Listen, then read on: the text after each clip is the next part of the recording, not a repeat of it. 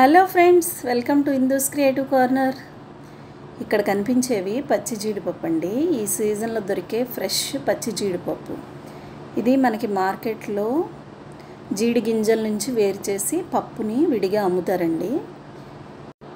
వీటిని కర్రీస్లో యూజ్ చేసుకోవచ్చు. ఎక్కువగా నాన్ వెజ్తో కాంబినేషన్ అయితే చాలా బాగుంటుంది.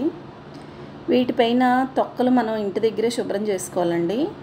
దీనికోసం మనం కొంచెం వేడి నీళ్ళు తీసుకొని దానిలో ఈ జీడిపప్పులు వేసుకుని 5 మినిట్స్ నానబెట్టిన తర్వాత తొక్కలు ఒక్కొక్కటిగా ఒలుచుకోవాలి.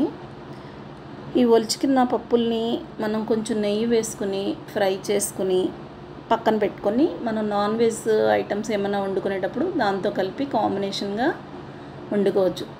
వీటిని నాటుకోడితో కంబైన్ చేసి కర్రీ చేసుకుందాం. అది ఎలాగో చూద్దాము. 1/2 కేజీ నాటుకోడి శుభ్రంగా వాష్ చేసుకొని దానిని 1 అవర్ మ్యారినేట్ చేసుకొని పెట్టుకోవాలి.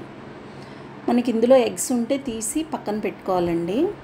మ్యారినేషన్ కోసం పసుపు, ఉప్పు, కారం, అల్లం వెల్లుల్లి, పెరుగు అన్నీ వేసి బాగా పట్టించి 1 గంట సేపు నానబెట్టుకోవాలి.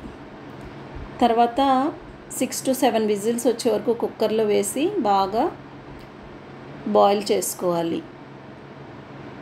Next curry process. Oil heat చేసుకొని ఆనియన్స్ చిన్న చిన్న ముక్కలుగా కోసుకొని పచ్చిమిర్చి, ఆనియన్స్ బాగా దోరగా వేపుకోవాలండి. దోరగా వేపుకున్న తర్వాత అల్లం వెల్లుల్లి వేసుకొని అది కూడా దోరగా వేపుకోవాలి. ఇది దోరగా వేగిన తర్వాత మనం ఉడికించి పెట్టుకున్న చికెన్ వాటర్తో పాటు అందులో వేసుకొని కొంచెం సేపు అలా ఫ్రై చేసుకోవాలి. వాటర్ కొంచెం ఇంకిపోయే వరకు ఫ్రై చేసుకోవాలి. వాటర్ బాగా ఇంకిపోయే వరకు కొంచెం దగ్గర పడే వరకు కలుపుకొని దాంట్లో కొంచెం జీరా పౌడరు, ధనియా, గరం మసాలా మనకు కావాల్సినట్టు యాడ్ చేసుకొని అవసరమైతే ఉప్పు, కారం కూడా ఈ టైంలో యాడ్ చేసుకోవచ్చు. మసాలా అంతా బాగా వేసుకొని కలుపుకొని కొంచెం సేపు మూత పెట్టి ఉడికించుకోవాలి. అట్లా మధ్యలో కొంచెం ప్లేస్ ఖాళీ చేసుకొని మనం పక్కన తీసి పెట్టుకున్న ఎగ్స్ అందులో వేసి కదపకుండా మూత పెట్టి ఒక 10 మినిట్స్ ఉడికించుకోవాలి. 10 మినిట్స్ ఉడికిన తర్వాత అవి ఎగ్స్ కొంచెం గట్టి పడతాయి.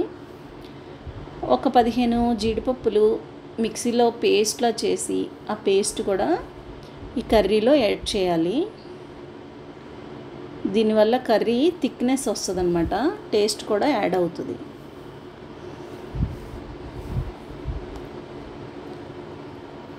ఇది బాగా ఉడికిన తర్వాత లాస్ట్గా వేయించి పెట్టుకున్న జీడిపప్పులు, పచ్చి జీడిపప్పులు ఉన్నాయి కదా, అవి కూడా వేసుకొని ఇంకా టేస్ట్ చూసుకొని ఉప్పు, కారం అన్నీ సరిపోయా లేదా చూసుకొని అడ్జస్ట్ చేసుకొని లాస్ట్గా కొత్తిమీర వేసి దించి కొత్తిమీర వేసుకొని మనం